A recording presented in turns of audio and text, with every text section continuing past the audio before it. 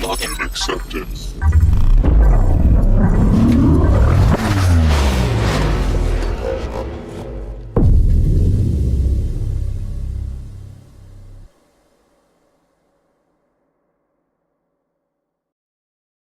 Hello, everyone. Welcome to the Tech Capital of Kernersville, North Carolina. My name is Bob Davis, CEO and founder of Foundry. And Kevin, today, let's put some fears to rest. Yeah. Let's help some people out. Yeah. I got some advice today that I want to talk about. This is like near and dear. We've been talking about this for like several weeks. Now, I know we haven't been here in 2 weeks for various reasons. One, I've been really sick the last 2 weeks. Not that anyone cares. And then flu season. It happens. Flu season. And then you had the weirdest internet outage of all time. I did. So. I had the craziest internet outage I've ever had. So I switched to fiber internet last year, which is amazing, by the way. Gig up, gig down. It's the greatest home internet ever. Like fiber internet. If you don't have it, you have an option where you are. Get it, because that gig up, by the way, is insane. But they, my provider, I thought, oh man, they must have an out. I was out. I woke up in the morning and I was out, and I was like, oh, okay, weird. That's kind of strange. So I looked around, and some of the people posted oh, I'm out too, but not everybody was out. I was like, okay, very strange. So I got an appointment, and they came out. They ended up coming out later the same day, right? Thankfully, I was supposed to have an appointment for the next day. They came out later the same day, and the guy came out, and he's like, yeah, I've had a bunch of these today. Basically, here's what happened: somebody messed up. They pushed out a firmware update to a bunch of modems that bricked all the modems, and they had to actually physically come out and replace all of the modems. And I was like, someone's getting fired over this. I was like, someone got fired. This is software testing at its worst. Can you imagine that? A company just sending out their piece of software to a whole bunch of pieces of hardware that destroyed them. He literally had to come out, put a new one in, take the old one away. He's like, yeah, this is probably never going to work again. Wow. It's crazy. Wow. And so imagine that at that level, at that scale, how many they had to replace. And I know none of these internet companies can't replace everybody's modem all in one day. So they're probably weeks or outage. Or like I'm not sure. Insane. Yeah, I don't know. Cool. So there were some people said that they were getting appointments that were 2 weeks down the line. I was like, and I messaged back to them. It was on I forget what it was on. It was Nextdoor or Facebook or something, right? Because that's where everybody talks about this stuff. And it was I was like, you might want to call in or go buy a new modem, because they're not going to be able to fix it until they come out and do that. You're going to be without internet for that amount of time. I was shaking after a day. It was, I was down hours, and it was terrible. I can't imagine being out weeks. I was like, just go buy a new modem. It actually made me think I should go buy a backup just in case it happens again. I'm going to go buy a backup, have it on standby, just in case, because I have no confidence that they wouldn't do the same thing again. Zero. Well, once you do it once, you're like, maybe you should bet those things, boys. Yeah. It's pretty bad. Someone got canned, I'm sure. This was literally last Tuesday, by the way, so that's why we didn't come on Tuesday. But we're here. And I probably couldn't have talked anyway, so you still got a little bit of stuff. That was pretty sick. But But I think this is something that I wanted to talk about. We've been talking about this for a couple of months now, and then and there's this mindset of when people come to a boot camp or they learn to code, they feel like, I just need to learn this one thing and that'll serve me for 25 years. And they don't realize that coding is this lifelong learning endeavor that they have to undertake and that we always have to learn it. And there's also a mindset of people well, this guy didn't train me, or this company didn't train me, or I didn't learn everything in my course, therefore I can't do this next thing. And so we've named this to Always Be Learning, which is kind of we talked about the movie Always Be Closing, with Alec Baldwin. Yeah. And so we want people to get into this mindset. When you take this on as a career, as a lifestyle, it is really more of a lifestyle and a career than it is this. You learn this set of skill, and then that's all that you need to know for 20 years. Because if anything's true about web development or development large, is it's always changing. So we'll get into that too, but it's always evolving, always changing. And people think of that as a negative. I think if it's a positive, because every time there's a screen shift, millionaires are made, companies are made. It always gives you a new opportunity to reset and say, okay, I'm gonna learn this new thing and maximize my ability on that now going forward. However, new people that come in, they don't know where to start. There's all this stuff. And so we see these people learning 8 or 9 things at once, and they're and they're trying to learn it all at once. And so we got some advice to help you with that. But also, we want to change your mindset that I'm going to be learning new things constantly as I go through this career. And so a lot of people look at coding as a job, and you need to think of it like this is a career. I'm going to do this for the next 5 to 10 years or 20 years. And I've got to be in the mindset of always be learning, which means that you invest in you, whatever that is, instead of waiting for other people to invest in you. You've got to manage your own skill sets, your own career, and you always got to be learning. That does mean, on the weekends, this may be your job and your hobby for a while. Right. It's just the way it is. Or if you get lucky enough, maybe the next thing that you have to learn, your employer pays you to do it because that's the next thing they want to use. And so you have to be able to brace those opportunities. And it's like, hey, Kevin, I need you to learn React this week. That's what we're going to. And you're like, but I know this, yeah, but we're going to React. So either learn it or we'll find someone else. I think it's also important that you actually enjoy learning, because if you don't enjoy the process of learning, then it's going to be really tough for you. It's really hard. It's really tough. Yeah. I would say most developers continue to learn. There's very few that don't, and they end up getting stuck. And then 5 years down the line, project managers. Right. 5 years down the line, they're still trying to trade on the skills they learned 5 years ago. And in the world of tech, we know that's forever. Yeah. It's and so, tough as stacks change, and I can say from once I started doing this in the early 90s to now, the stack has changed multiple times. When I started out, everything was on Windows. We were building Windows 3.1 devices, building Windows apps. 97, that changed like that. Suddenly we're in web. And then that was all server-side processing. And then, soon after that, hey, everything's JavaScript. And then C# comes out. And then, .NET changes every 12 months now. So there's all of these frameworks and changes going around. And you have to embrace that to build a career, that you just have to like learning the new thing. You should be more excited about the new thing than oh my gosh, man, really? Can y'all just keep it the same for a minute? And you do feel that way to sometimes. And that's usually when you get tired of ramping up on the new thing, you transition to another part of the job, like running a team or project management or sales or something like that, but always be learning, and you need to have that mindset coming in. And I think that's our number one thing that we wanted to talk about today. We'll regress it as we go through this session. But the second one that I wanted to talk about is this overall fear of why should I even start to code now? We have to talk about AI. Yeah, we have to, because it's reached the point to where it's no longer rational to think that AI is going to replace every developer on the planet. And now I know that I'm going to get a lot of hate from a lot of comments in here that I don't know what I'm talking about. And, we still want to visit that comment. Wait till ChatGPT comes out in 5, Bobby. Once 5 comes out, it's game over. And, so 4.5 came out, and it's the mid reviews. The early reviews are if you're into AI and you're really techie, you may notice it. The average person will not. Yes. So and we've said that all the way from ChatGPT 2, by the way. When the second version came out, we're like, oh, okay, it's an upgrade. That's interesting. And then 3, and then 4, and then 4.5. And it's it's been the same all. Yes, we see these upgrades, and if you're into the tech stuff, yes, it's interesting, and it does different things, whatever. But the average person, if you sat them down in front of 2 and 5, they wouldn't know the difference. Yeah, it gives you maybe better code completions, but we're nowhere close to it building out software. So here's the thing that I want you to do. If you're thinking about coding, but you're saying, I'm not going to do it because of AI or because of this other reason, just know that there is no way Larry the sales guy is ever going to prompt his way into an app. There's just no way that's ever, and I'm going to say that you never say never, but never. I agree with you on this one. I'm the never say never guy, but I agree with you on this one. There's a certain kind of person that does a thing that will still never be able to transition into being technical enough to be able to use AI to create something like an app. It's never going to happen. Yeah, and if you think you can write one sentence in a prompt and it will generate an app for you, you just don't know how apps are put together.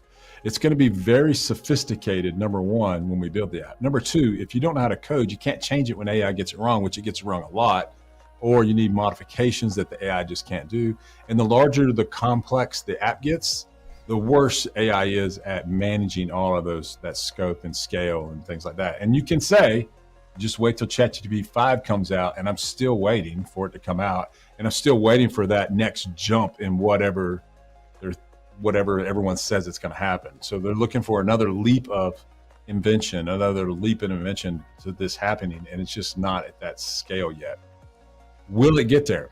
Even if it does, let's just say that we do get to where you no longer need to type in physical code on the keyboard anymore. Like this one guy responded, like, if you think you're going to be typing in physical code in the keyboard in the next 5 years, you're insane. I'm like, okay, maybe I'm insane. But let's say that I'm not going to type in C# code anymore. I still got to know about the framework that I'm building this on, because of the frameworks is what building the app. So if you're building something on Blazor, whether you're prompting it or typing it in, you got to know what the render modes are. And like, you got to know like how you want it to behave. You've got to know how HTML files are structured, you know. And then the other invention I hear a lot of people talk about is like, well, Bob, you don't understand. AI is going to invent its own language and its own structure for layout and everything else. I'm like, well, no, browsers read HTML and CSS. Like, we would have to reinvent a new browser for this other invention that people think is going to happen, where it's unreadable by humans. And so right now we have all frameworks built on languages that run all the websites that we have. In order for you to prompt one, you got to know how all of this stuff works. And the more you know about coding, regardless of how you physically type it in and create it, the better you're going to be at building apps, and the more likelihood that you'll be employed by doing this. Just knowing nothing, starting from scratch to build something at scale I think is a pipe dream for a long time at this point. Now, you've just got to look at this as being a new skill set you've got to embrace and you've got to add. That's it. It still takes. We talked a little about this a little bit, but you were talking about like art, right? In terms of like comic book. Your story was great around that, because I thought that was interesting. What was that again? So Todd McFarlane could take an AI app and with a pen and a tablet and draw a Spider-Man cover and use AI to make 85% of it. You know, like he didn't physically draw all the lines, but because of his insane talent on one side of it, he draws a really great cover. Me and you, we could prompt it till the days are long, and we could probably get to something that looks like Spider-Man, like eventually, but like it would never be on the same level as Todd McFarlane's art. It just never would, you know. Right. And if you don't know, Todd McFarlane drew Spawn. He did a Spider-Man run. He's one of the more famous comic artists working today, if you read Marvel or whatever. But you can take any well-known artist, and they're going to utilize the tools to such an extent. You're like, how did you do that? You know, and it's just in their brain. They just know how that works. And they also can edit it and modify it and change it. Whereas we just rely solely on the AI to do anything. It's two-pronged, because not only do they understand the needs going in so they can explain what they want, so they can prompt it better, right? But they also understand the output, what the output should look like. Whereas you and I might not know the prompts very well to put in, and we don't understand how the output should look. We know Spider-Man, but we don't know the intricate details, whereas he would. So he's better on the in and the out, and therefore he's going to make a better product. Yeah, we're more like the fifth grader that's taking it to the teacher in the front of the desk, and you're like, "Oh, that's really great, honey," you know. But Tom McFarlane looks at it like, "Yeah, okay." Yeah. I mean, that's great if you're a fifth grader, but like, you know, like, you're not getting a Marvel cover with that work. And I think it's the same way with devs too. You have to understand the input, but you also have a good understanding of what the output is to be able to understand what is good and bad. Because even right now, we're on 4.5 iteration of ChatGPT, right? Its output can still be wrong, still has hallucinations. We'll never fix those things. Can still create bad code. You have to understand. Oh yeah, I understand. Like, it's like, I say this all the time, but whenever I see you use Copilot, I see you wash away what its suggestions so many times, because it's just plain wrong, or it's just bad. It's not the preferred way to do it, or it might work, but it's not the best way to do it. Yeah, or it's not what I want in an entire way. It's not what you want, like, because it just predicts something totally different. So it's like, I don't want that. It's escape. So what I will say this about AI, and so we should say embrace it, because I do believe this. I do believe we're going to use AI to build new types of apps. So one of the things that I'm kind of messing around with now, and I know that, and Jacob, one of the guys here, goes, Bobby, you know, that's like 6 months old at this point. right. Which is another point with AI. We talked about this too. Like, in the world of web technology, yes, it's moving and what we've considered fast, right? In the world of AI, fast is like not relative to web tech. It's so much faster. We talk about something and it's like 6 months old feels like forever ago in the world of AI, right? Yeah. So making a RAG app, you know, where you use an LLM to like create a prompt, and the prompt then figures out where's this data located in a vector database, and then it can say, okay, it's this blog article. It can give you a summary of the blog article and then link in the actual information. So for like things like retrieving knowledge bases, product manuals, things that have to be very specific, you don't rely on just the LLM. You rely on the LLM to understand the nature of the query from the user. And then that thing can then investigate a vector database to give you a concrete answer. And those are the types of apps that we're going to use AI to build. We're also going to build agents. I think we're going to build agents. We'll see if the frameworks come out over the next 18 months to 2 years. But those are the types of things that we're going to build. And I think people, and even like Microsoft, and to lesser degree, some of the other companies are starting to saying like, yeah, this code replacement or coder replacement, probably not a thing. You know, the reason they're telling you that is because that's the easy mark for them to say, oh, this thing can generate text. Therefore, you got a fleet of engineers on your staff. You're not going to need any more. Just use our little wizard and it'll happen. Just use Cursor and it'll replace all your guys. And it's just not the case. I mean, so embrace it, learn about it, but don't fear it. It's a change. And these sea changes or these screen changes, these shifts bring opportunity more than taking you away from your job. So if you're saying I could learn to code and I'm really smart, and you're sitting out there today and you're saying I could learn to code, I could be a developer if I wanted to be, but the reason you're not is because the fear of this thing replacing you or making your learning obsolete. Don't listen to the doomers. This is a opportunity for you to build things and new kinds of apps, new kinds of experiences, and make money versus sitting on the sideline doing nothing. And I think that always be learning is a good life goal, whether that's coding or exercise science or being a doctor or whatever it is that you do. You should always be learning about the craft and the trade that you're going to apply in the marketplace, and you'll be more resistance to when you have economic downturns. When we look at the stock market today, everything's going to crap. Like if you're intelligent and you're educated in your craft, you're more immune to that. We're not immune to everything that happens. We can't stop everything. But the smarter we are, the more we know about a particular topic, the better we're going to be. And in coding, that's especially true. Even if AI totally takes over, that prompt engineer, the mythical prompt engineer, is going to have a deep knowledge of how these frameworks work in order to make stuff happen. Let's look up. I'm going to show you some comments. There's a lot from Nightly Dev, who is clearly on the side of, because I'll put this comment up first. Hold on. Okay. And then I'll come back to the other ones. So no shot it will make more opportunity. There's no where AI makes more opportunity than risk. So just so you have that as a base for the rest of the comments here, okay? Okay. This is somebody, so let's see, what do we have here? So this is the first comment. I feel like there's a mentality before the paradigm shift with AI. I've seen your videos in the past about downplaying AI as a threat, but the priority was always, or the point was always, CEOs as a threat to cut costs using AI. Okay. Then, as someone who is about to graduate with a 4-year CS degree, good job. I'm trying to find industries which are slower to replace people with AI, but that list is getting smaller and smaller. What? So this is a message back to Jacob. That mentality works before something as impactful as AI came around. People just don't realize that it's one of the biggest technology advancements since the internet, and in my opinion, surpasses. This is somebody who has graduated with a 4-year degree in CS, but is now apparently just completely writing it off. I just wasted my last 4 years. So we're probably, I would say, if you're looking at 4 or 5 as your guide. All right. And so how long has this ChatGPT thing been around? 2 or 3 years? 3 years now. 3 years. So this is when we first made them famous. LM's probably been around since 2015 easily. And AI needs to still be coded, and it's not going to replace coders unless some kind of invention happens that isn't in anywhere, shape, or form in any of the. It just doesn't exist at this point. You know, like you're talking fantasy land of like it's just going to replace developers. Now, I can tell you this: CEOs would love to replace all their development staff because they'd make their companies more profitable.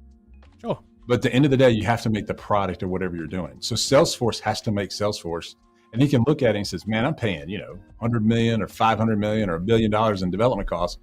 I'm just going to get rid of all of them with Cursor and just I'm going to make my sales guys prompt our way to success." That company will go out of business at this point. They just will. And I think most of your savvy CEOs and CTOs and dev managers know this. The only people telling you that this is going to happen are the people trying to sell you AI. And you got to understand who's the audience selling you. I haven't met a CEO that says, I replaced all my devs last week with ChatGPT. I haven't met anyone that's ever said that, or I've reduced my workforce by any number of percentage because of AI. Will it make the coder faster? Maybe, but I can tell you this, the limiting factor isn't the number of people that you had, it's how much can I get done with the people I have. So once I have that budget, if I make them 10% faster, we're just gonna make 10% more. We're not gonna cut developers. I mean, like, we're gonna like make more stuff, more features, more things. And I think it's gonna give you lots of opportunities. I would say this, when you look at advancements like the web, when we started making websites, we had no idea how many industries we spun out of the web. Just the fact that we can take payments over the web from PayPal to Stripe to whatever spawned those companies. It also created things like Amazon because you could pay for books online suddenly. Just because of that spawned so much industry and so much things. It's uncalculable. The same thing with the car. When we had the Ford car, I guarantee you people didn't think, well, they're going to build a road in every crook and cranny of the United States of America. We're going to have highways and pavement everywhere. No one thought about that. No one thought about convenience stores on every corner, a gas station every 12 feet in America. No one thought about that, you know? Not to mention the growth of towns and cities and whatever, where everything else before that time were centered around the really large metropolitan areas. No one thought that Kansas would have big cities in it, or Utah, or North Carolina. You know, we were just countries, you know, in the country with sticks. And so that commerce, because of cars and because of the web, blew up, and it created what you see today. I think AI is going to bring way more opportunity than it is going to like decrease people from doing anything. And you have to, like, if you spent CS degree for 4 years and you paid 150 grand in there, go get a developer job until they kick you out. That's what I would say. Then when you retire, then you'll know. Too. Here's a couple of comments. So and this does tell me a lot in your comments here, Nighty Dev. I'm not in the boat that AI is even good enough to replace all developers, not even good enough to replace mid and senior, but is worried about an entry-level spot. And then says, I'm not writing off my degree, I'm just trying to play my cards right because I feel the steps taken now will be significant in the future. Build a project, show a project during your, if you've got a project from your CS degree, polish it up, whatever. If you don't, start building one right now and show it during the interview process, and you'll get in. You will. We do it every week. I'm gonna say we see people every week. Every week we do it all the time. So like I literally see messages come through on Teams all the time. Like, hey, so and so got a job from the bootcamp. So and so got a job, and I'm just like, yeah.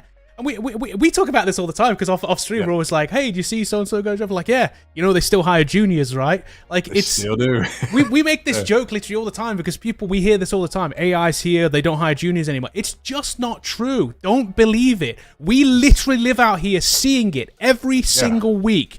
Juniors getting hired. I don't know what else to say about it. I will say this: from 2018 to say 2022, there was a 4-year period where they were just taking volunteers.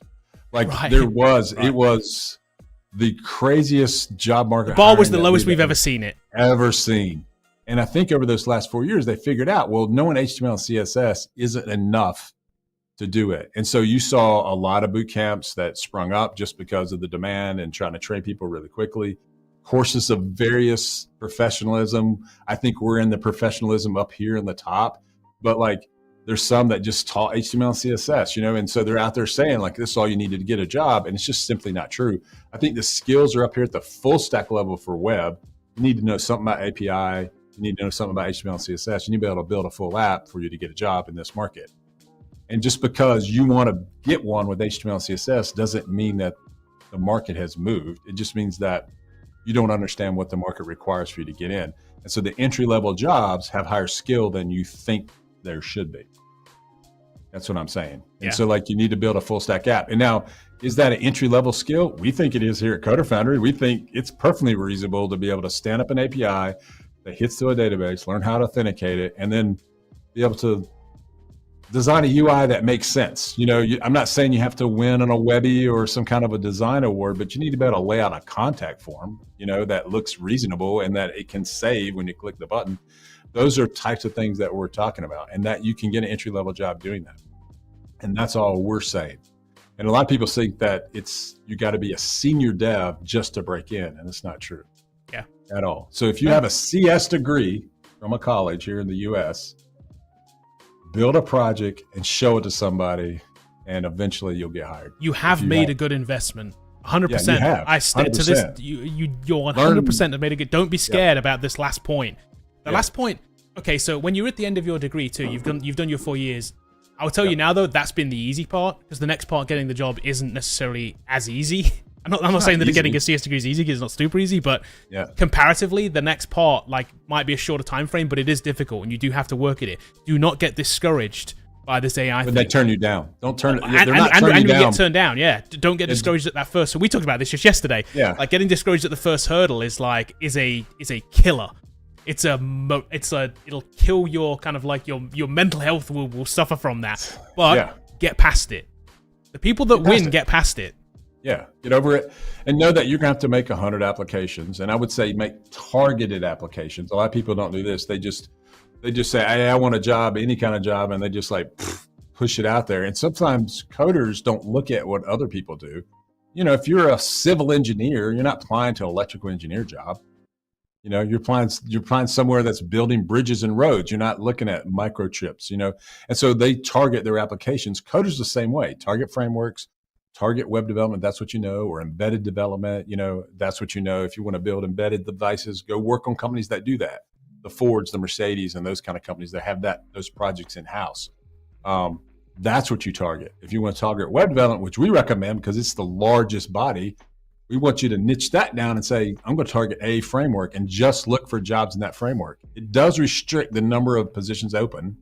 But that's okay. You're a target match for those. So it makes you feel better when you say, hey, I found 100 applications and I applied to all of them, but you're not a fit for 80% of them. You're just wasting the application. Just look at the targeted. You won't even get past the first screening. Right. And so we've talked about this a lot, but that's kind of what you want to do. But the main thing is, don't think that what I know today is enough for tomorrow, and keep learning and embrace AI and don't fear it. It's not going to hurt you. It's just going to make you better. When someone says, hey, can you make an agent that does A, B, and C? And you should know what that means. Can you ingest our knowledge database and allow people to search it with a chatbot? You should know what those techniques are. And that's what people are going to ask you to do. And that's where you're still going to be building, guess what? A website. ChatGPT is still a website. And in light of the inventions, what I would look at is, there's been some model inventions. We have 3, 4, 4.0, and 4.5. But they've added things like projects to it and all these other kind of things, tasks and all these things that are just automating things inside of your prompting, making you a better prompter. It prompts for you. Yeah, we've so seen they're working on the website. And there's people coding that thing. You know, they're still coding it. And so I think ultimately these chatbots will be judged less on the model and more on what the chatbot interface can do. And then the other people are going to take that one step further and say, I just need API access. I'm going to build my own app that does whatever I want it to do. And I think that's where you're going to see a lot of invention. The other thing that's happening is we're going to run these locally. And I think that's going to drive a whole new set of applications where I don't need API or OpenAI necessarily.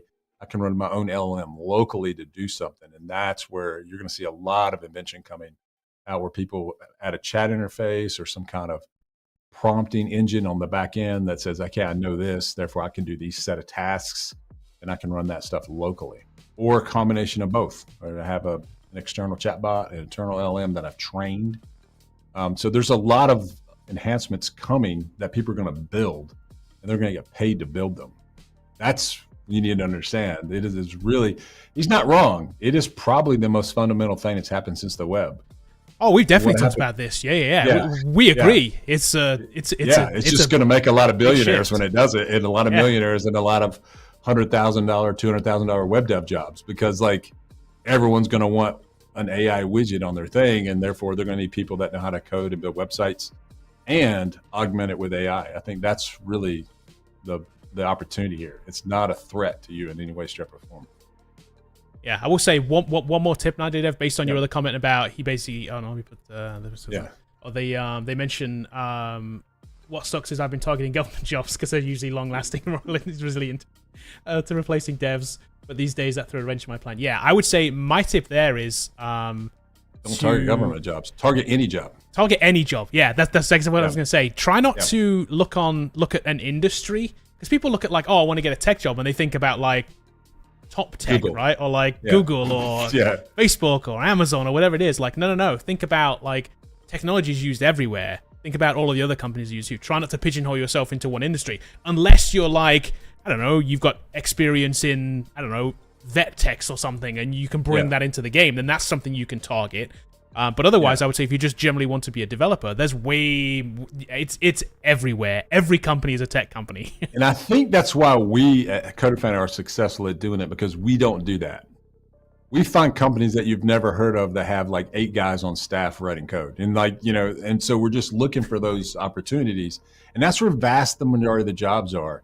And so I also don't think that I've worked in government on contract, and it's like anywhere else. They're all the same. I've worked on tax systems. I've worked on a lot of things, websites for paying water bills. So I've worked on a lot of things inside of city governments and county governments, never at the federal government level. And while some of those projects could be quite interesting, if you got on a really interesting DoD project, it could be kind of cool. But they're like anything else. They're not immune to getting laid off and having reductions. So like, you just got to know, if you're highly skilled at this, even if you're working in that sweet government gig and Doge comes in and kills it for you, you can turn around and go work in the private sector because you have skills. And that's don't worry about that. There will be downturns in various industries all the time. The economy, what I always say is the economy is the economy, but developers can work in any industry.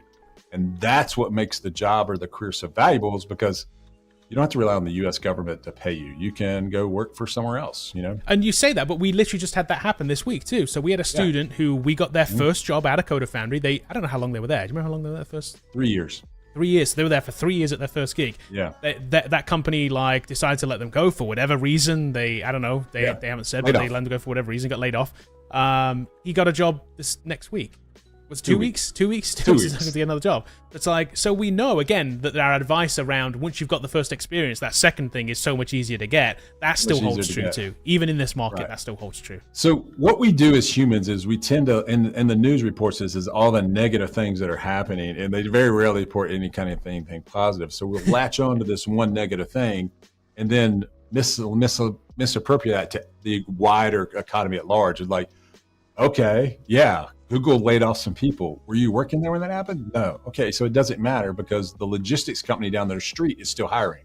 Right. And so like, that's the cool thing about development. Just move to a new job, and like, don't worry about the layoffs. Just keep focused on like, I'm going to apply my skill in the marketplace. They let me go, I'm gonna get another one because I'm really highly skilled. There's tech in way more places than you think. It's everywhere. I had a family member who is a .NET dev who like has a niche basically working in textiles. Like, because what happens is he works at like for online sites that sell textiles. He manages the site basically. It's an inventory management system.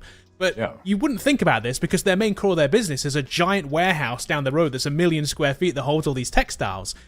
But they're also a tech company. They have to sell them online. So they have an in-house development team that does that.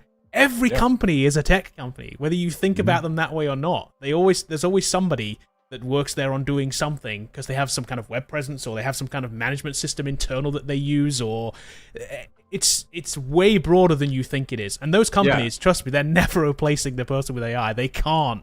It's impossible for them to do that. It's so unique and so specific. It's just really hard. And so like, and typically they may have 2 or 3 guys working at this $100 million company, but that thing is running the whole shop. Yeah. Yes. It's company you've never heard of. They do this niche thing that they sell ball bearings or something, like you've never heard of them. Yeah. But they make, there was a company that we did some business with down in Kernersville that is a very famous company in Kernersville. I'm not going to say the name because I don't want to go through our stuff, but they just make stuff, which is like boards and glass and like all this kind of stuff. And and the app would go through this machine that went through the various methods of building out stuff, and they had to track inventories and materials and all this kind of bill of lading and all this kind of stuff. And they had this large system that they need to get information out of. And so like you never think of it when you look at it because it's just a machine floor when you're it's in a there, manufacturing floor. Yeah. Then you go over to the little set and there's 3 guys in there writing code, so that, and they're running the whole thing. I mean, like without it, they can't do what they got. So I think it's everywhere. It's way more diverse than you think. And that is a good thing because everybody's trying to build something, and so the more you know, the more valuable you are. So always be learning. That's it. Always be learning. So about this one real quick, because you've kind of touched on this already, but rapid evolution of web technologies. Yeah. Every time you turn around, there's a new version of React, and there's a new version of Next, and there's another React library or Angular library. There's a .NET every 12 months. .NET comes out every 12 months, which means Blazor's constantly changing. Their other stuff is constantly changing, and the rapid evolution of web technologies. Now, what that means is I need you to find a niche and stay in that niche for a while and learn it really well, and then just roll with the changes. Every time there's a change, you're like, great. It keeps me employed because not everyone's going to roll with that new change. Not everyone's going to want it. And so like, you've got to be able to like roll with the punches. However, what I would say is broadly learning a little bit about everything is a mistake. Yeah. So learning a little bit of Angular, especially starting out, what I would say, especially starting out, like if talking to nightly dev here. So like, we're not picking on you, but like, just say you're coming out with a CS degree, learning 5 web frameworks is probably a waste of time. Just learn one and go look for a React job, Angular job, Blazor job. I think there's like 3 or 4 frameworks that are really popular. And they all JavaScript, Angular, React, C#, Blazor, and then you have the various PHP kind of frameworks that you could learn, Laravel, whatever. And those are kind of it for like full stack web development. Learn one of those and then target jobs in that area and you'll be fine. You'll find jobs. And then as you get on a job, they may say, hey, we were using React this week, but next week we're using Angular. Embrace that change. And then now you've added 2 frameworks to your tool belt. It's easy to learn. It's hard to learn one. It's easy to pick up the second one because all of these things, they do the same thing in a different way, but like, and there's stuff to know, but like, it's easier to pick up the second one than it is the first one. If I'm become really good at it. If I'm a hiring manager, there's a big red flag to me, and I've seen this because I've looked at a lot of people's resumes. Mm-hmm. If you have 20 years of experience and you have 17 different frameworks listed on your thing, fine. I get it. You've done a lot of SIF. You've changed a lot. Yep. That's actually a good sign to me. That's a green flag to me, right? That's like, this person's able to pivot. They can move. But if I see somebody who has no experience, straight out of a boot camp or straight out of school that has 17 different frameworks. I got every logo on the resume. Big red flag. Big red flag because you only surface skim the top of all of those. You don't know those. You've never built anything with those. You've not had a job doing any of those. You just, I get it. You want to put as much on your resume as you want, but niching it down to one area and proving you can use it is way more valuable. Yeah. And I would say even for mids and seniors is, I would say when you're looking for your next new role, you're still targeting frameworks, like the ones I want to do.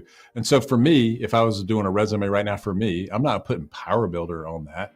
Because even if someone said, hey, do you want a Power Builder job? You want the one Power Builder job that's out there? No, I don't want it. So I'm not putting it on my resume anymore. I want to target the things that I want to work on at the mid and senior level because you can make those choices at this point. So even then, I'm filtering that list down to the things that I really want to work on, And if someone asks me about other things that's not on my resume, then I might say, yeah, I've done that. I did that here. Is that what you do here? Is that what you need? I can do that too. And so mids and seniors can transition to that. But just target, I would say stay really targeted in your job search and you'll have better success for sure. Yep. But don't get scared of these changes. They will change, especially we laugh, React is changing every week, it seems like, so like, but Blazor does change every year. Yeah. There's always some kind of new feature coming out with .NET. You got to roll with the learning. You got to always be learning. Always be learning. So keep coming back to that. Okay, let's talk about some strategies then for continuous learning. Yeah, so continuous learning is set clear goals. And so like a lot of times we shotgun our approach to it, but set clear goals once you've got your initial stack under your belt. Let's say that you've come through a boot camp here like Foundry and you've built a Blazor applications and you've worked at an ASP.NET job for the last year and you're like, okay, I want to branch my skills out. What do I do to keep fresh? Well, target one thing. And just do that. So you could say at that point, I wonder what React's like when I compare it to Blazor. And you can start doing that. I wonder if I could recreate this React project that I built over here in Blazor? Could I build something similar now that I understand what this app does? Could I transition that into a different framework or a different skill set? And that's what you want to do. And sometimes you want to learn something completely different. You want to build something on a device. Go for it. Like learn about that. You want to target something like that. Maybe that's something that you're interested in. But now you have a job, you're already making money. So now be very focused on the types of things that you're working on. I have a son who's a web developer, and now he's building a game. Will he release it? I don't know. I think he will, but like he's learning Unreal at this point because he thought that was fun. But he already has a job doing web development. And now he's going to say, all right, I'm going to now, maybe I'll branch into something else. I'll learn something else. And that's a way to have continuous learning. Stay focused, have a goal. So if you want to learn a new framework, I would say learn the new framework with this project in mind. And so I'm going to build this with React. I'm going to build this with Angular. I'm going to build this with Blazor, and then go through the effort of building it. And that way you have an end goal, something that you can shoot for, and then you can tell if you're successful or not. Yeah, I did it. Look at this. It's working. I built it. That's kind of cool. So I think those are how you do it. Now, guess what you can do when you're working and you already have a job is you can leverage online resources better. We still believe, even though we have an online course at Learn.co Foundry, we think in person's better if you're just learning. Definitely better. And that could be a CS degree. It could be an in-person boot camp. I mean, either way, but learning from a human that you can talk to and overcome is better. However, once you're there, it's easier to pick up an online course, and say, yeah, I got most of this. And you can skip through half of the intro and all that kind of stuff and just get to the main thing because you already know kind of how things work.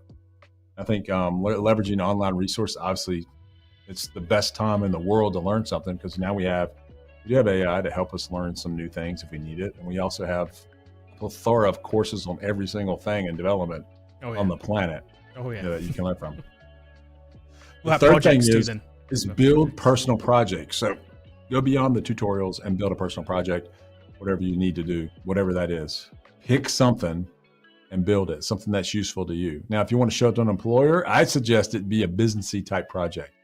How do I build something that solves a business problem that an employer would see because it shows better? So don't build toy projects. I mean, could you put AI on tic-tac-toe? Yes. Yeah, you can. Should you build it? Sure, build it. Just don't show it to an employer and expect that to move the needle. Now, fun, if you, it's not necessarily impressive. Now, if you could put AI and make the robot make Kevin's robot sweeper do better. Yeah, please do. It's cool. Yeah, please do. Cool. My robot's always stuck on a cliff. I don't have any cliffs. There's no cliffs, but it thinks it is. So, and then there's join developer communities. I think something that you can do. It has twofold process there. Meetups allow you to meet other people, which gives you opportunities when you meet other people. And so it's hard for us. A lot of us coders are introverts, and we don't like doing those types of things. Where it takes. I really want to get on, Xbox tonight, but I got to go to this dumb meetup. And so I think it's beneficial to do that, get out there, learn, meet people. And then you learn about new things and new companies. And you're like, wow, y'all do that? Really? That sounds kind of cool. And maybe that leads to future opportunities, but you also can learn things from other people. And you can see demos of tech and, that would spark your interest on what's available out there. Because it's hard to know everything about everything. And so when you go to these meetups, you can see, oh, that's kind of cool. Let me learn about that now. So I think development communities is really important for your growth. So join one. There's go to Meetup and you can find one in your area, wherever you live in the US. Sure. Yeah, they're pretty much everywhere. We have one here. So it's like if there's one here, there's one everywhere. Yep. Okay. So on to our next thing, balance learning with professional responsibilities then. So this is how do you learn and also have a job at the same time? Yeah, and most of us are in this camp, whether you're trying to break in for the first time, you're trying to balance your job to pay the bills while you're learning, especially if you're learning on your own. And what we've told people from the beginning is learn in blocks of time. So you got to dedicate blocks of time for coding, and that it could be a Saturday, it could be a Sunday, but I think multiple hours, no less than an hour. I think learning something in 15 minutes is just not realistic. I think that you have to spend a blocks of time doing things. Think of it like exercise too. If you go to the gym, everyone says lose weight in 10 minutes a day. and you realize it doesn't work. Yeah. You know, pretty much you got to spend hours in the gym to get the results that you're looking for, you know. Especially with developing too, right? It's like you're 15 minutes in and you're right now I'm ready to like kind of write my first line of code. Yeah, I got VS Code. Like running, I understand you know, what I'm doing, I got it running, I got my plugins running, I like, okay, I got my, and it's like you're 15 minutes in, you're like, right, now I'm ready to start. It's like you can't cut yourself off there and come back the next day and do another 15 minutes because you got to do that same thing again. It's like you just, it's tough. So you build momentum with blocks of time. And so, like I said, early career in developer is like, this is your job and your hobby. It's really like that. And that just comes from personal experience. You know, it's your hobby and your career. And you replace coding on the weekends, you know, where you would do something else. Maybe you watch less Netflix, or you jog less. You know, I don't know, but like, you know, but like you usually play less video games, right? That's play less video games. Yes, guys, let's be for real. You know, my KD in Call of Duty goes down, but my that's a knowledge good sign. goes up. Yeah, and your salary goes up. That's, there's this balance. If you look at it, there probably is this chart out there somewhere. Call of Duty Kill to Death goes up, salary goes down. It's this exact balance. Yeah. Funny. What about like employers? Like we touched on this a little bit earlier, but employers paying too. Is this something you can figure out sometimes? You can't rely on it, but you can ask. You know, say, hey man, can you send me this conference? I would learn a lot. You know, you pitch it to them, let them know that, you know, sometimes you can get that done, sometimes you can't. If they don't, still go to the conference and, you know, invest in you. But if you can get someone else to invest in you, great. You know, maybe they will, maybe they won't. I think that pre-2020, that was more likely, and maybe less likely now. And I don't have a good feel for this. So if you guys are working for somewhere, see if your company invests in that. Maybe they still do, maybe they don't. But like, there's still conferences. People are still going to them, so they're getting to them somehow, some way. I think some companies do understand the importance of this whole thing. Will always be learning, and some companies don't, unfortunately. And if the company doesn't, you've got to kind of take it on yourself. If the company does, you've hit the jackpot. Yeah, and so it just matters where the company is. So, but like, you can always ask. If they don't do it, don't get mad at them. Just go anyway. Say, can I get the free day off at least? You know, I'll pay for the flight to get out to Texas or whatever. You know, so like, I think that is something that you can do. But always invest in you, which is always be learning, investing in you, because you're the product. It's your skill set that you apply in the marketplace. And the bigger that skill set is, the stronger that skill set is, the more valuable you are. So when you do have downturns in the economy and your company has some kind of problem with the economy or whatever, you get laid off 2 weeks, baby. You go out and you land somewhere else. So like, that's what you do. And it's not disastrous to you. And that is the beauty of learning software development. It's everywhere. It's not an industry like in the traditional sense. It's in every company. It's every industry. So yeah. So it's like, and it's industry, but it just goes its fingers into everywhere. And so therefore you're more marketable over a wide range of companies than you would normally otherwise. If you're a nurse or a doctor, you're working at a hospital, you know, or some kind of private practice. That's it, you know. Until you get your own private doctor, that's not a thing, you know. So like, that's what you do. Lawyers work at law firms, you know. So yeah, they're everywhere, but they're also not in every company either. So like, not every company has a lawyer. Pretty much every company is either buying software or having it built. So. You'll also often find a lot of companies, especially the larger ones, will pay for online learning as well. So they'll have a subscription to some platform, LinkedIn Learning or whatever it is, and you can go there and you'll often be able to hopefully it's Learn.Code or Foundry, but like, you know. That'd be nice. Yeah. Any companies out there want to do that, that's cool. It's often LinkedIn Learning is the thing. Yeah. Companies want to learn some Blaze, that'd be great. So companies do that too. Yeah, they'll pay for your online learning as well. So if they do that, take advantage of it. Take advantage of it. Use it. Learn it. Invest in you. This is all about investing in you and your skill set. And the more you do, the better you'll be. All right. Let's talk the last one here. I think let's do last one. Overcoming common learning obstacles. Yeah, the big one I think that people have is imposter syndrome. Oh yeah. You know, I think this, and then it is a popular term, especially over the last 3 years. It often never goes away. Right? We see people away, 20 years really, in that still got imposter syndrome. So got it. So like, kind of sticks with you. Yeah, and so mainly is the one thing that I do for imposter syndrome is I realize when I walk in any room, I may not know everything, and so you have to have a humble. You can be confident about what you know, but you can also be humble to say, yeah, I don't need to know everything. Like even if I run the company, I go talk to one of the guys here. There's not every day that they know something that I don't know. Does that make me an imposter? No. So like, Right. do I feel bad about it? No. Does it want me to learn better? Yeah. They inspire me to learn more stuff and stay on top of my game. But like, and then if I work with other developers and go to a meetup somewhere, I come in CEO and founder of Coder Foundry, and then I meet some 25-year-old kid that knows more about something than I do. That's okay. Right. I'm not gonna shrink away from that. I would try to quiz them and try to understand what they know and like, okay, what does that do? Neat. Okay. And so I think that's the main thing, is being humble about what you know. Don't try to be the smartest guy in every room. And don't try to BS your way out of that either. Just say you don't know. And I think that's naturally a good mental model you can have to say, hey, they're going to find out I don't know anything. Well, guess what? You don't. I mean, like, it's true. You Right, don't. it's true. So, It's true. That doesn't make you an imposter, though. That just means that there's certain gaps in your knowledge and you can fill those. Always be learning. And you can learn from every age at every step of the way, whether it's an old guy, young guy, lady, whatever. You can be humble enough to learn new things. And if you're always doing that, you always kind of be relevant and in the mix, So okay, what about handling information overload? Being learning 75 new frameworks every week. Yeah. Just focus on one thing, and be comfortable in that space.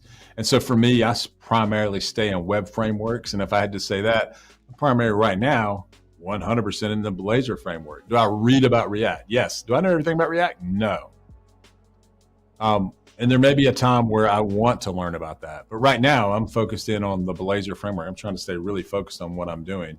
And there's other things I want to learn too. And I put those on the board. But until I can spend a significant chunk of time, I'm going to stay in what I'm learning. So I don't try to like overexpose myself where I don't learn anything, I may read about different things, but reading about it and being knowledgeable about it is different than like spending time and like really cranking something out in a new framework or whatever, So I do look at code sometimes. I look at Python, it's like, hey, I wonder if I could read Python. I did that one day. It's like, let me pull up a Python file, see if I, but that doesn't mean I know Python. Right. But let me guess, you could read it. I could read it. Yeah. Yeah. But like, I think that's what you do. So you don't need to have information overload. You don't need to know everything to be good at this job. And if you're always learning, then you can feel confident. Like, even if someone says, hey, we're going to Laravel this week, you're like, all right, let's go. I think I can do it, and you feel like you embrace the opportunity to learn it. And I think that's how you stay motivated. Yeah. Let's talk about, what about the motivation then? How does that, how do you stay motivated? Like I say, if you're going to learn a new framework and you have a project in mind, don't make a giant project, make something small and hit that goal. And you're like, yeah, okay, I think I got this, and that's how you stay motivated. I think same thing in exercise and weight loss or whatever. You set a goal on the weight scale or some kind of benchmark of lifting weights or running or jogging or whatever, and you hit those goals, you're like, yeah, that's good. And set reasonable short-term goals and long-term goals that you can like put those in steps. And so if you hit those, I think you'll stay motivated, that you're constantly moving forward, and some of us, we're all wired differently. We get demotivated easily sometimes. So maybe we need more short-term goals, where some people can like take a long-term goal and go, I'm going to crank this out.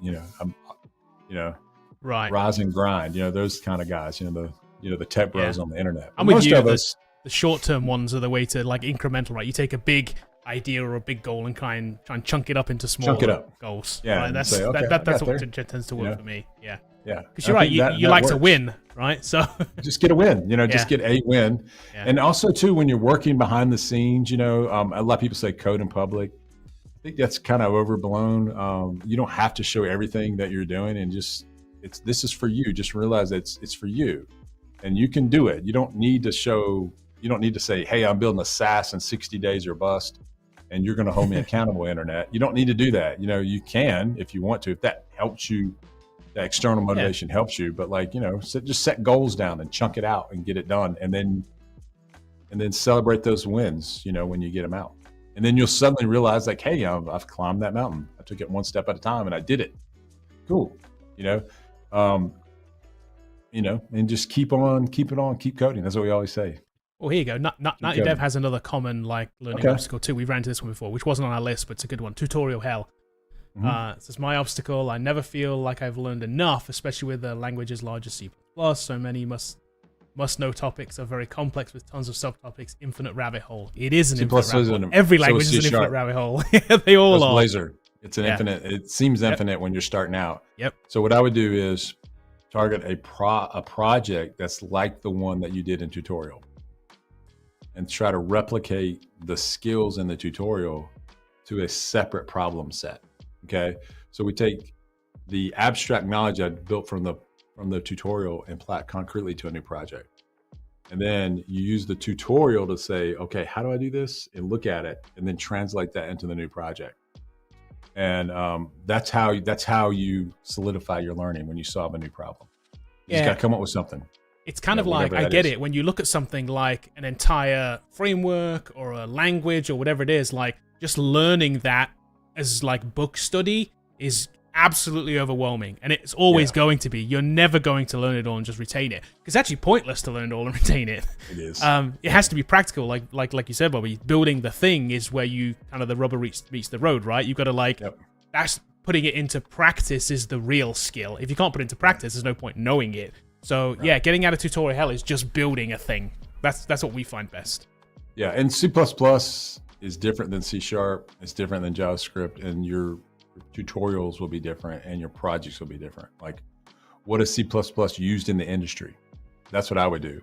I'd say, what are they using C++ for, and what types of projects do I want to build for people? And then find those and then try to replicate them. See if you can build that, And so, maybe that is game development with C++. Maybe you are an Unreal Engine or something like that. Maybe, you want to get a little Raspberry Pi and build some stuff in there, like, some Arduino or whatever it is. So, I mean, maybe there's some different things that you can do that can build something.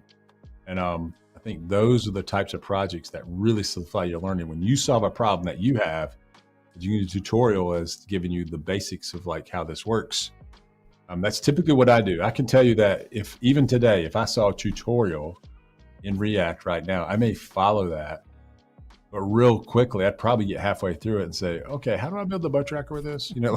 So like, and then real quickly, I'm just using that as like, okay, so this is how that works. Right. I needed to do this now. And I think that's how you learn pretty quickly, so. Yeah, tutorial hell is different for different people too, because you'll often find, yes, you're always trying to find, like in your example, you're trying to dig into one thing. It's often also what we came back to before, where you're trying to surface skim everything through tutorials as well. You'll take the first part of a React, then you'll take another first part of a Vue, never finish any of them, right? Yeah. That's also another version of tutorial hell. And what I would say, reading into your comment there, I'm going to just like psychoanalyze you, so I'm not trying to point it, but when you say infinite subtopics, I think to me that is a thing of imposter syndrome creeping in your mind. Like, I must know all of C++ before I'm worthy of getting a job, and that's simply not true. That's simply not true. A lot of things you'll just learn out of necessity when you're on the job. Like, I need you to do this, and you're like, I don't know how to do that. Like, let me look. How do you do that? Like, what is that topic now in C++? Ask any developer the last time they looked up something on the internet, because the answer is today. I guarantee it. The answer is today. When's the last time you Googled something you didn't know? I guarantee you that answer is today. Yeah, exactly. Because you don't remember it. You can't. And you'll remember a lot of the things that you use on a daily basis, which will cover the top level of any language or framework. And then there's these specific things that get used at your company or your work that you may never use anywhere else, And so then you get that entrenched in your brain. And then they ask you to solve something else, and you're like, okay, so I'm going to learn about this today, pointers or whatever it is, something like that. But like, I would say that don't worry about the infinite rabbit hole. Learn it when you need to. Yep. Just get enough to build anything, and then build a brand new project that's like another one. So that's what I would do. So I've seen a popular tutorial where, like, build a thing that rents cabins in the woods. There's a popular tutorial that did that. So I would turn around and do something else, whatever that is, that takes a payment. That's a resource that you sign up for. You fill out a form, make the form feels different. Everything's different. But ideally, what you'll come through is like all apps are kind of the same at this point. They're kind of the same when you start thinking abstractly about how they work. All right. Definitely. Yeah, chances back. It says, yeah, I got to get better at faking it till I make it while learning along the way. You're gonna learn along. Everyone, Yeah. we don't fake it. We just say, I don't know that, Just- and then you keep learning. Yeah. You will build knowledge over the next Yeah. 5 years that you don't have right now. That's okay. Here's what I tell everyone graduating school, and this is what we tell everyone at Coder Foundry. I need to teach you enough to get you their first job. I can't teach you everything in 12 months or even 4 years. I mean, like, that's impossible. But I can teach you enough to get you a job. And that's what you've done in your CS degree should be enough to get you a job. Yeah. And they're going to pay you to learn the next thing or whatever that is. But so don't not apply out of fear because I don't know everything. And we see people graduating Coder Foundry that won't apply because they're afraid that they don't know everything to the job. And I keep telling them, you don't. You're not going to know everything at the job. That's the job. The job is learning. Like, you're never going to know it. You're never going to know everything. You're never going to have, like we say, when we're going to have kids, when we have enough money. Well, you're never going to have enough money. So like, let's have kids now. So like, you just start right now with what you know, get a job, and then increase your career over years of experience. And that's what you do. That's the only thing that you can do. If you wait till you know everything, you'll never break in because you'll never know everything, So break in now. We've certainly seen students that have gone down that route. Especially when we had in-person classes, not the virtual we have now, but in person. I particularly remember one student who could never just kind of take something at face value. They always had to basically go read the textbook on the item. It's it was always just like, no, that's just how it works. Just move to the next thing. And it was like, yeah, but I need to understand exactly how it works. They never got past that. They could never get past the not understanding everything, and it really just hampered them. And they didn't pass. It just held them back. And it's so difficult in this. If you keep going down the rabbit holes, they are infinite, and it's tough. And I get it if you're the kind of person that needs to understand everything, because I feel like I'm that kind of person. I often feel like I have to understand everything, but I also have to then tell myself I'm okay with not understanding everything. I can get past that. I can move on without understanding how the fundamental thing, like underlying technology, works, because that rabbit hole will get you all the way down to ones and zeros, learning about silicon in your computer, right? Like, while it might be interesting to know, it's like, it will hold you back. Yeah. Learn what you need to learn to build things to move on to get a job. So. Yeah, and then you keep increasing your knowledge, and it will grow over time where you remember a lot of things, you learn a lot of things. Because what I would say is this, my final thing is necessity has always been the mother of invention. And so when someone gives you a problem, you'll learn right then and there that like, okay, I got to learn this to make this happen. I never thought about that before. Okay, like that's kind of cool. And so embrace that. Like, okay, I'm always going to be learning all the time on the job. And I would say if you're in a coder and you're in your young 20s or young 30s and you're at a job where you're not learning anything new, it's probably time to move. Like it's probably time to like, I want to keep advancing what I'm doing. You'll find yourself in trouble when that like riff ultimately happens, because it will at some point. For whatever reason, you'll end up like not being there anymore, and you realize, oh man, it's gone 10 years has gone by. I don't know anything new, and the new job doesn't use any of this stuff I was using over here.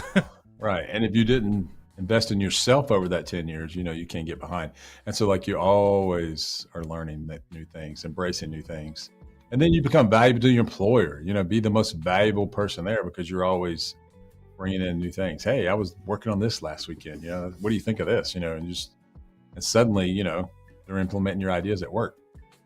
It's kind of cool. Yeah.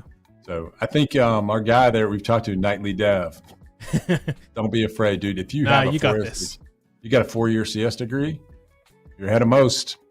Build a project and show it, and you'll be fine. And then you don't have to know everything, man. Like, don't worry about it. Just go for it. And then, 100%. Build a career and come back and talk to me in 5 years. Probably still be on YouTube. I would love that. I would absolutely love that. That would be the greatest thing ever. Please come back. That would be so good.